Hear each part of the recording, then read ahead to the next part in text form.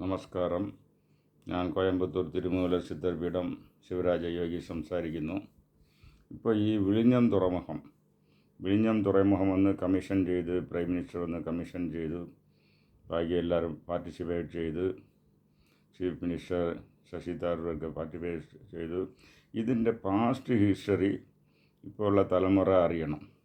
ഇതിൻ്റെ past history ഇപ്പോഴല്ല, ഇത് BC 300 ഇത് തുറമുഖമാണ്. വിഴിഞ്ഞം വന്ന് BC 300 ഇത് തുറമുഖം കേരളത്തിൻ്റെ നേവൽ ബേസായിരുന്നു. Naval base. ഈ ആരുടെ നേവൽ ബേസ് എന്ന് പറഞ്ഞാൽ ചേരൻ ചെങ്കുട്ടുവിൻ്റെ നേവൽ ബേസ്. കേരള ഹിസ്റ്ററിയിൽ ഒരു വലിയ ഒരു രാജാവ് ഉണ്ടായെന്ന് വെച്ചാൽ അത് വന്ന് ചേരൻ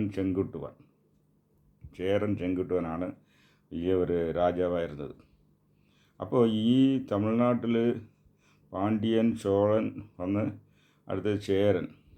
ഇതിൽ ചോളൻ നാട്ട് imperial Cholas and imperial Cheras എന്നുള്ള കേരളത്തിൻ്റെ പേര് വന്ന് ചേരനാട്.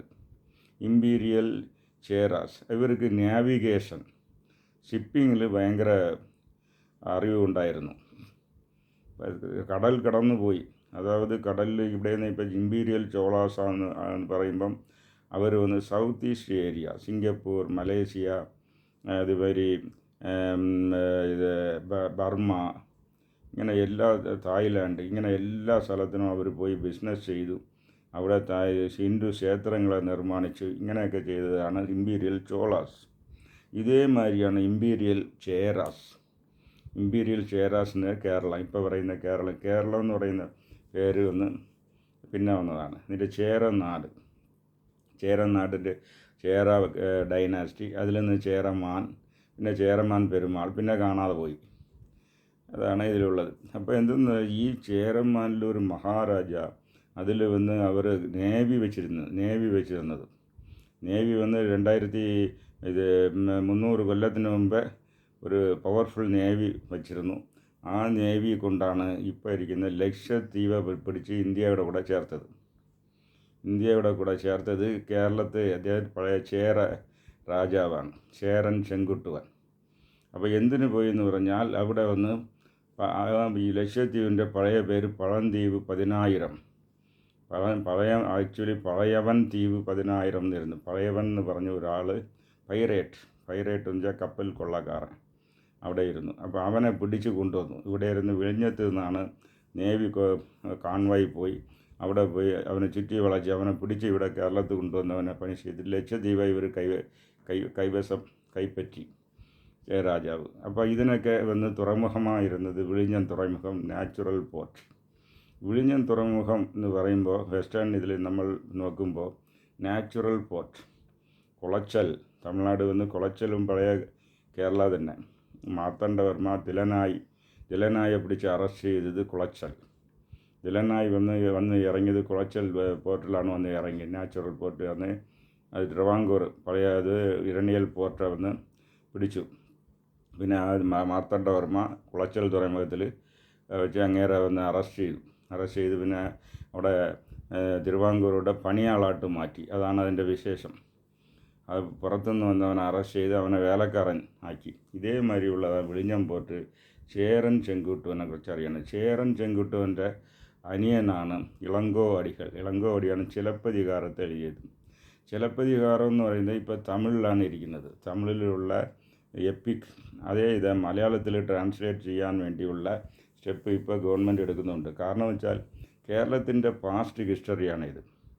ചേരൻ ചെങ്കുട്ടുവൻ, അച്ഛൻ നെടുഞ്ചേരലാതൻ, ചേരൻ ചെങ്കുട്ടുവൻ്റെ അനിയൻ ഇളങ്കോ ആണ് ചിലപ്പതികാരം എഴുതിയത്. എല്ലാവർക്കും കണ്ണകി, ആറ്റുകാൽ ഭഗവതിയെ അറിയാം, കൊടുങ്ങല്ലൂർ ഭഗവതിയെ അറിയാം. ഇവർ രണ്ടും കണ്ണകിയുടെ ശിലാരൂപങ്ങളാണ്.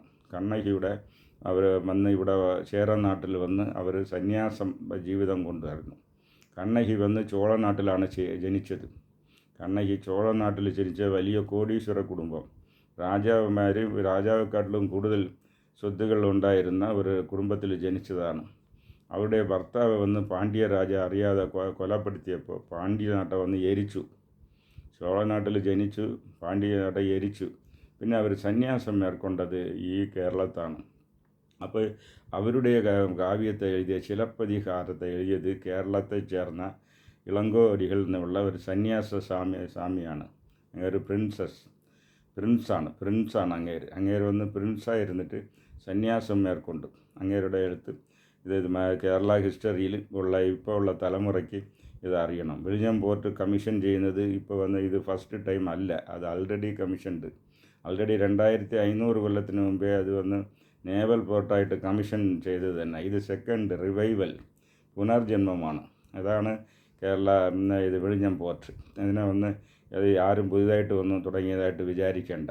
ഈ ഹിസ്റ്ററി സ്റ്റേറ്റ് ഗവൺമെൻറ്റും സെൻട്രൽ ഗവൺമെൻറ്റും അറിയണം. ആക്ച്വലി ആ പോർട്ടിൻ്റെ പേര് ചേരൻ ചെങ്കുട്ടുവൻ എന്നുള്ള പേരും വയ്ക്കണം. അവിടെ വിഴിഞ്ഞം പോർട്ടിന് ചേരൻ ചെങ്കുട്ടുവൻ്റെ പേര് വയ്ക്കണം. അതാണ് ഇമ്പോർട്ടൻ്റ്. അപ്പോൾ ഈ പഴയ ഹിസ്റ്ററിയെക്കുറിച്ച് അറിയാൻ പറ്റും. വിഴിഞ്ഞം വന്ന് ഈ നേവി പോർട്ട് മാതിരി ചാലൈ, ഇന്ന് ട്രിവാൻഡ്രത്തിലിരിക്കുന്ന ചാലൈ വന്ന് വാർഫീൽഡായിരുന്നു. അതായത് ചേരന്മാരുടെ വലിയ വാർഫീൽഡായിരുന്നു. അത് ഈ ഹിസ്റ്ററിയൊക്കെ സ്കൂൾ പാഠത്തിട്ടത്തിൽ വെച്ചാൽ തന്നെ അത് ജനങ്ങൾക്ക് ഇതിൻ്റെ പാസ്റ്റ് ഹിസ്റ്ററിയും ഇതൊക്കെ അറിയാൻ വെക്കും. അത് എൻ്റെ ഒരു അപേക്ഷയാണ്. നന്ദി, നമസ്കാരം.